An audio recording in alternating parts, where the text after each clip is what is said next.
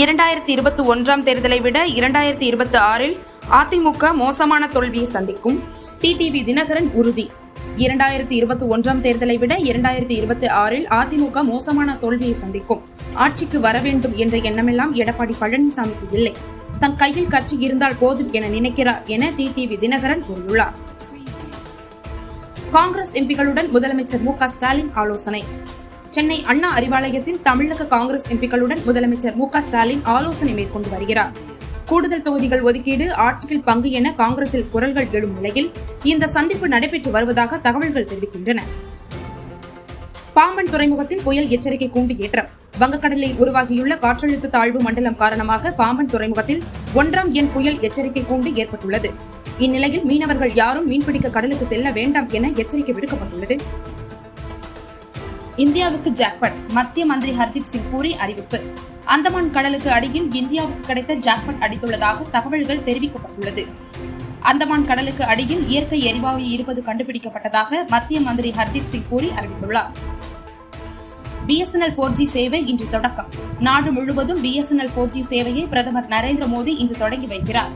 மக்களுக்கு தடையில்லா சேவை கிடைக்கும் விதமாக 97,500 தொலைத்தொடர்பு கோபுரங்களின் செயல்பாட்டை பிரதமர் நரேந்திர மோடி இன்று தொடங்கி வைக்கிறார். அமெரிக்காவில் பிரிக்ஸ் வெளியுறவு அமைச்சர்கள் கூட்டம். நியூயார்க்கில் நடைபெற்ற பிரிக்ஸ் வெளியுறவு அமைச்சர்கள் கூட்டத்தில் இந்திய வெளியுறவு அமைச்சர் ஜெய்சங்கர் பங்கேற்றார். அதில் பேசிய அவர், பலதரப்பு வர்த்தக அமைப்பை பிரிக்ஸ் நாடுகள் பாதுகாக்க வேண்டும். உணவு மற்றும் எரிசக்தி பாதுகாப்பில் கூட்டாண்மையை வலுப்படுத்த இந்தியா தயாராக உள்ளதாக கூறியுள்ளார். பீகார் தேர்தல் தேதி அடுத்த வாரம் அறிவிப்பு. பீகாரில் நிதிஷ்குமார் தலைமையிலான தேசிய ஜனநாயக கூட்டணி ஆட்சி நடைபெறுகிறது. நிதிஷ்குமாரின் அரசின் பதவிக்காலம் நவம்பர் மாதத்தில் முடிவடைகிறது. இதையடுத்து 243 உறுப்பினர்களை கொண்ட பீகார் சட்டசபைக்கு நவம்பர் மாதம் 22ஆம் தேதிக்குள் தேர்தல் நடத்தி முடிக்க வேண்டும். தேர்தலுக்கான முன்னேற்பாடு பணிகள் நடைபெற்று வருகின்றன. T20 கிரிக்கெட் மாபெரும் சாதனை படைத்த இந்திய அணி. சர்வதேச T20 கிரிக்கெட்டில் இலங்கை அணிக்கு எதிரான இந்திய அணி வெற்றி பெறுவது இது 23வது முறையாகும். இதன் மூலம் சர்வதேச T20 கிரிக்கெட் வரலாற்றில் ஒரு எதிரணிக்கு எதிராக அதிக வெற்றிகள் பெற்ற 2வது அணி என்ற மாபெரும் சாதனையுடன் நியூசிலாந்துடன் இந்தியா பகிர்ந்துள்ளது. இதில் பாகிஸ்தான் அணி நியூசிலாந்துக்கு எதிராக 24 வெற்றிகளுடன் முதலிடத்தில் உள்ளது. விஜய் வருகையில் எங்களுக்கு பாதிப்பு இல்லை திருமாவளவன்.